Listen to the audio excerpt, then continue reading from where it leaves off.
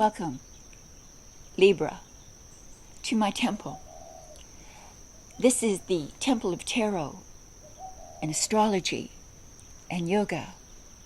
My name is Ava, and I'm welcoming you into my temple so that you can receive your May 2026 Astro Tarot forecast.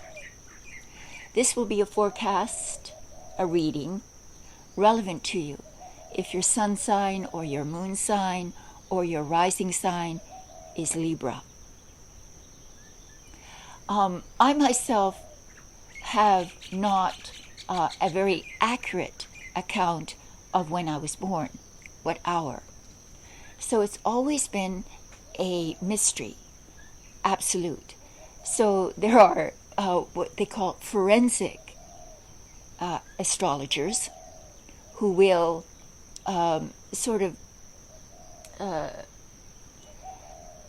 look at your features, physical features, and assess your genuine personality type, and then deduce which rising sign that you have.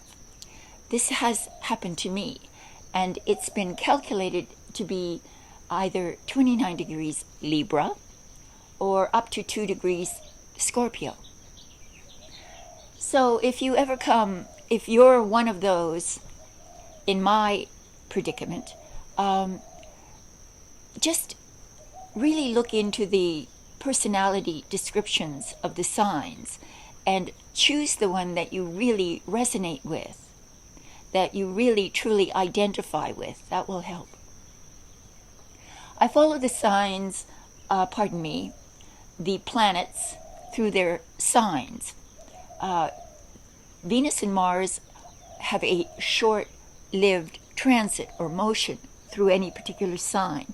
And Venus and Mars represents the male, the female, the dark, the light, the good, the bad, the beautiful and the not so beautiful.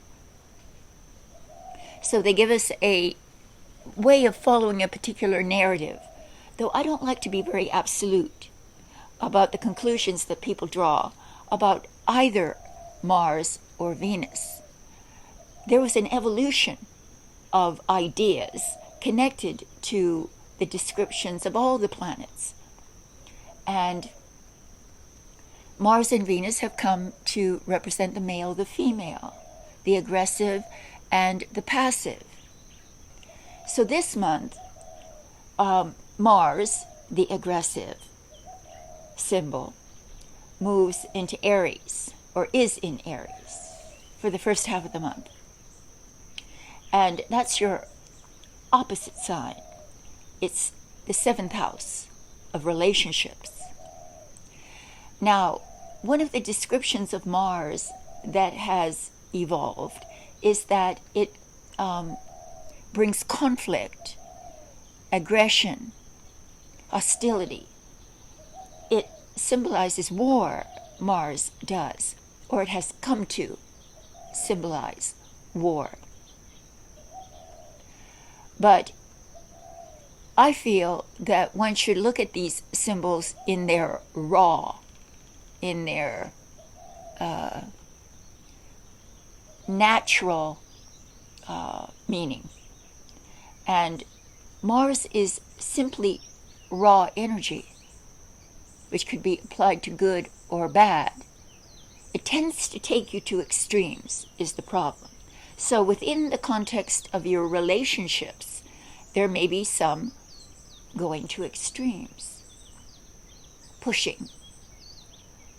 But it's about passion, and relationships thrive in passionate waters. The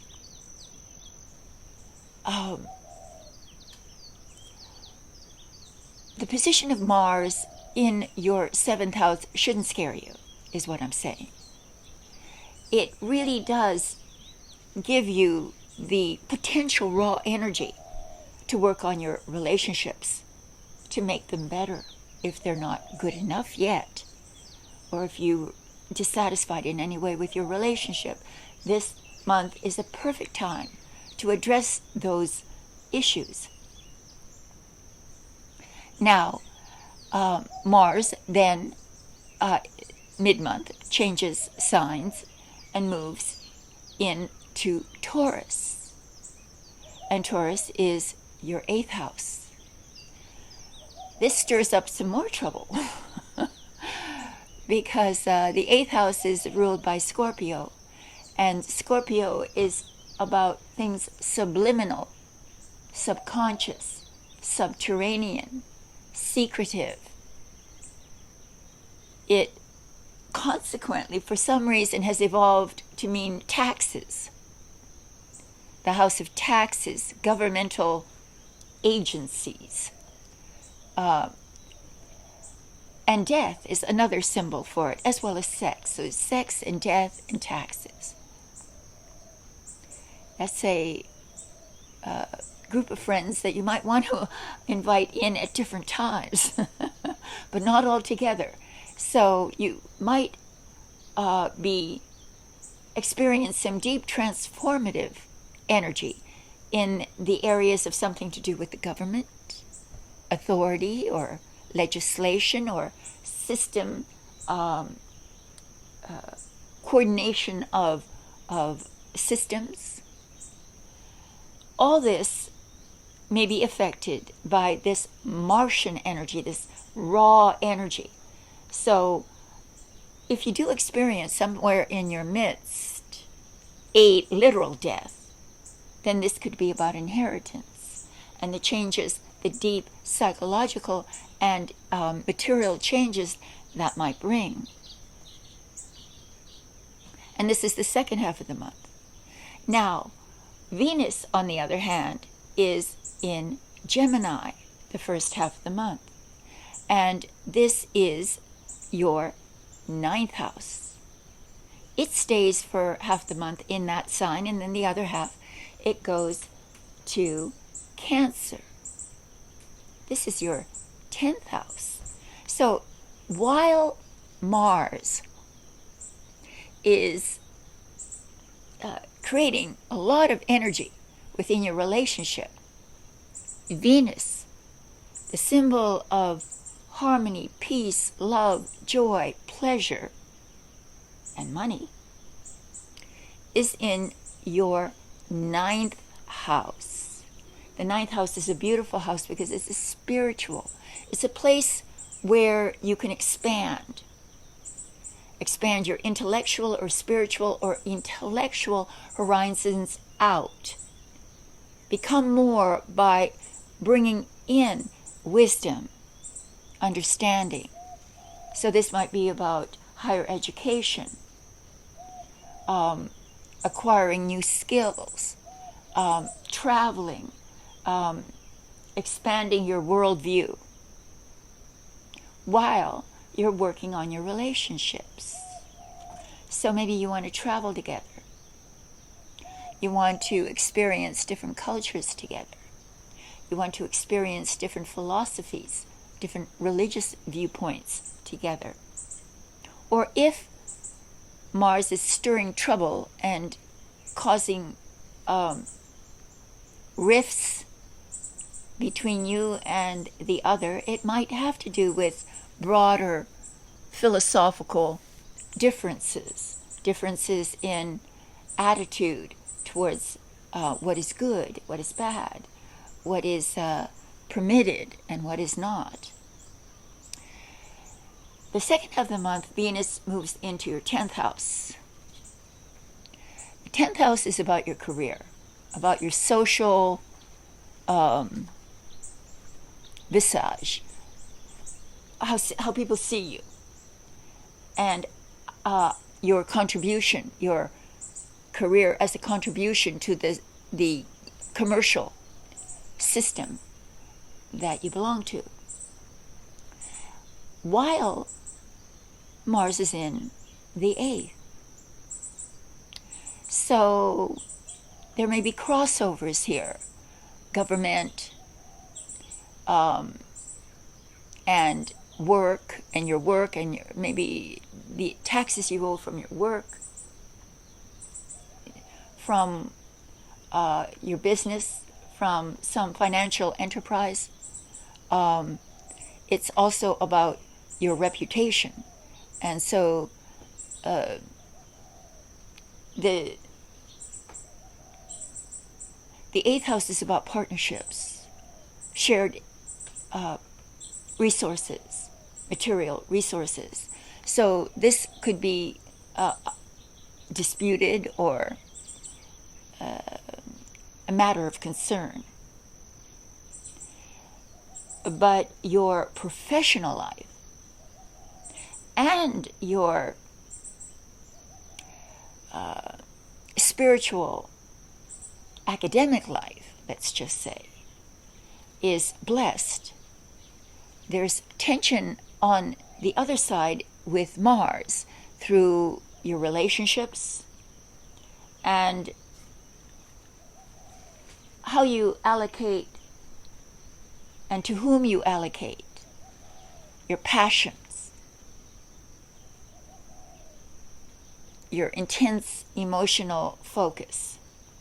So this is the backdrop of May 2026. Now wait for your tarot forecast. I use this reading as a foundation for the tarot forecast. And I just wanted to say that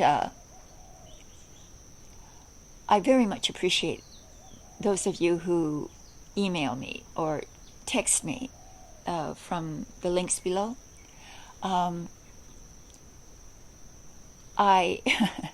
It's a human contact that is very precious to me at this time because I live so remotely. And I appreciate whatever you can share with me.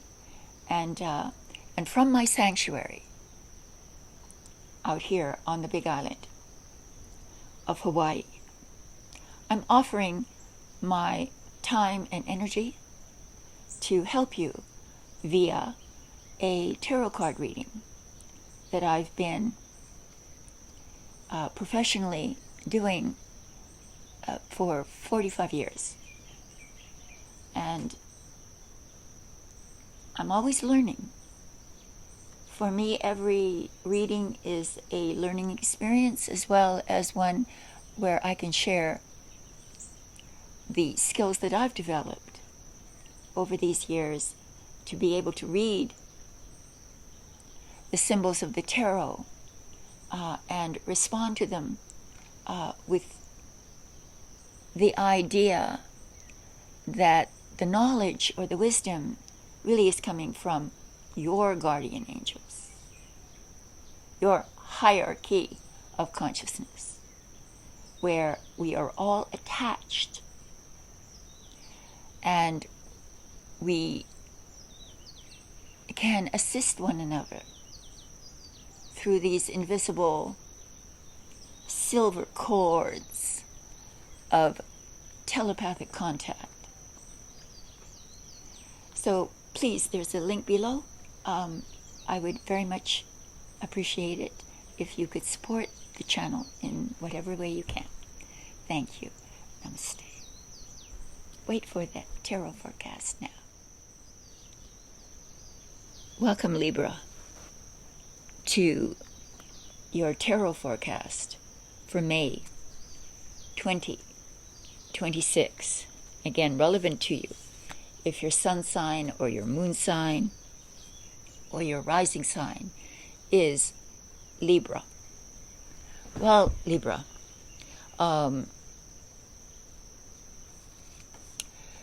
there's the possibility that you could really do some incredible personal evolutionary self-understanding. And really, you know, life is about understanding of self. It's about being about letting your experience change you and contribute to your greater spiritual and intellectual evolution. And this month, it seems that there's going to be plenty of opportunity for you to expand the parameters of how you envision yourself, who you think you are. So, I'm going to try to tie this forecast into the previous astrological forecast to create a bridge between the two. Tarot and astrology are sister esoteric arts. The tarot is more direct. It speaks in an emotional and more immediate language of symbols than does astrology. So it gives us a different perspective on the eventualities. This is a 4-card spread. The first card will represent the overall mood or energy of the month. And we have the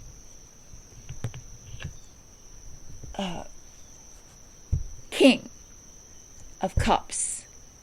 He's the great mariner on the seas of emotions.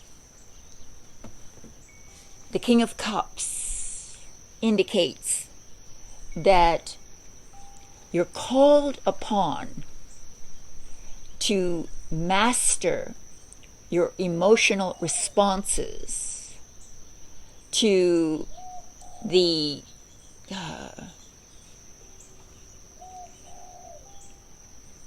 potential intense chaos that may arise around you, represented by the turbulent waters around the King of the Sea of feelings, the King of Cups. So it requires you to demonstrate authority and a calm demeanor. They call this emotional intelligence and diplomatic wisdom. This is about balancing your heart and your mind and being centered in this relationship between them. You're urged to use compassion and understanding. This is the King of Heart, the King of Kindness, the King of Compassion. So you're urged to use compassion and understanding instead of merely reacting emotionally.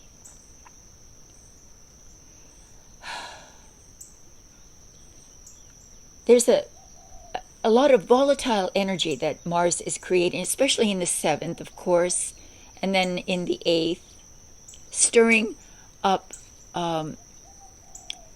deep subliminal fears and reactive, impulsive energy.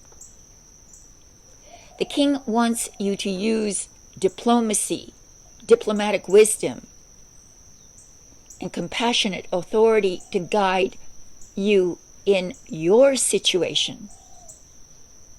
You've got to stay in control and use your intelligence to bring order to chaos.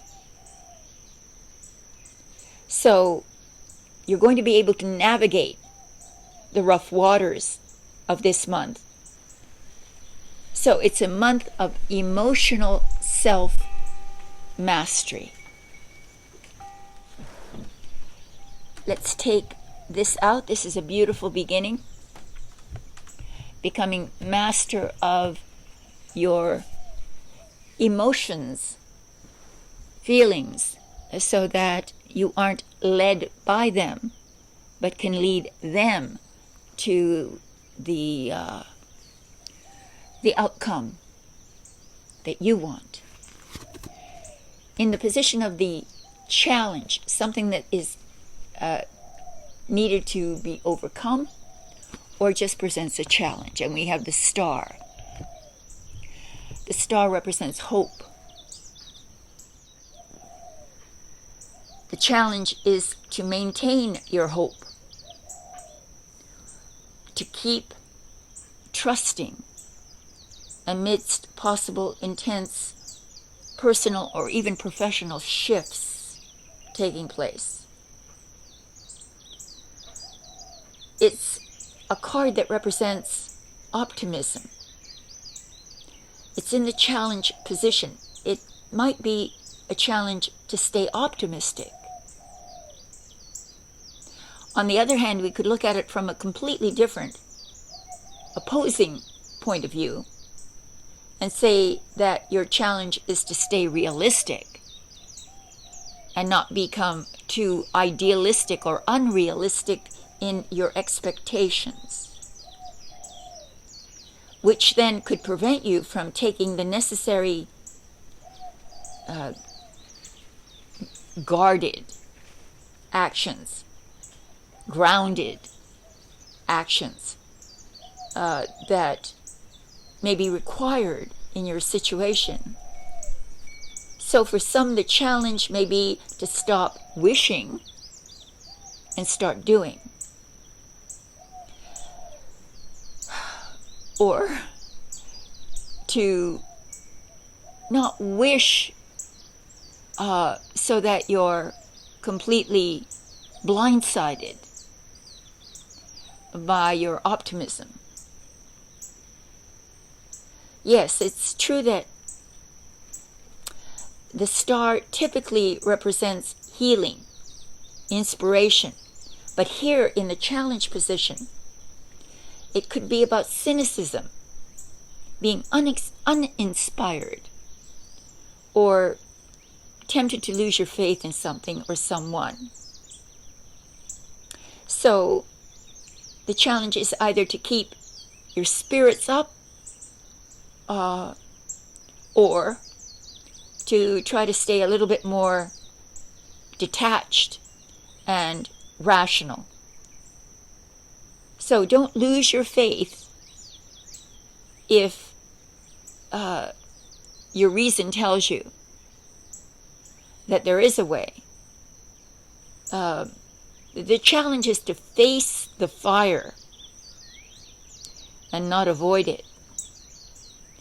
And if you do, that might be the fire of creativity. And you can ignite your dreams without getting burnt. So then moving on to the position of the unexpected. We have death. This is the card I call butterfly card. And the reason is because it's about deep metamorphosis, changing from a caterpillar into a butterfly. So that kind of transformation is cellular, deep. This is also in the position of the unexpected, and the energy of the card itself has a certain suddenness to it. So this is about a sudden forced transformation. Maybe a transformation within your relationships or with your shared financial resources. And the 8th house is about death as well. And so there could be a radical shift or end to a phase of your life that didn't allow for personal growth or professional growth. So it could be that you're cutting off a toxic, unhealthy relationship in an effort to let go of the past, to shed your skin. This is the Scorpionic house. And this is about shedding old skin, letting go of the past. You have to prioritize your own will and break through any illusions, be they self-made or illusions that have been woven around you. So there's a pivot, a sudden pivot, perhaps in a relationship, maybe an unexpected change in your joint finances or in your tax situation. It's calling on a big reset in order to release you from dependency, be that financial or emotional. So you may feel this as a sudden and deep release, where once you're past it, you can focus on healing and adventure, higher education, travel. So that is the position of the unexpected. So, wow, Libra, all right. Let's see how this all ends. In the position of the outcome, we have a soft landing. We have the Page of Cups. This is youthful energy. So it suggests that you may be moving from this high-stakes relationship drama or profound inner transformations towards now a more lighter, more creative, more emotionally tender new beginning. So this is your inner child. You release your inner child, perhaps after death, after all the onion layers have fallen from you. It reveals your innocent soul.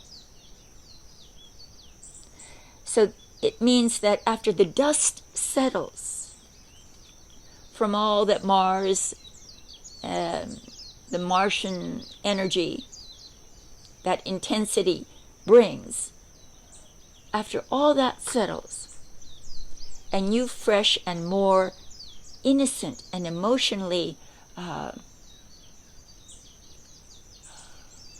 authentic approach to your relationship or to your situation then can be achieved. So you let your heart lead instead of trying to control your situation through power plays. So you have an emotional outlet